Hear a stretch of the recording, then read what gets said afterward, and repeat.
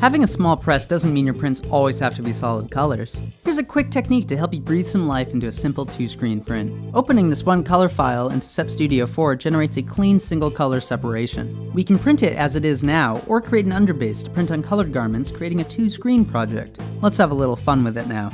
Save and close. Reopening it now gives us access to the Spot Process toolset. First, we'll change the underbase color to a nice bright yellow. Next, using the eraser tool with a large diameter and low hardness on the pink separation, we can create a softened effect that removes some of the solid data from the pink separation, allowing the underbase color to show through. The pink separation will now print in halftones, giving us a very nice tonal effect. Printing films using a low line screen makes them exposure and press friendly with a more interesting result.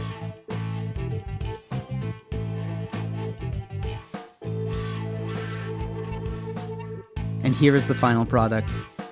A beautiful 2-tone print made in minutes with Separation Studio 4.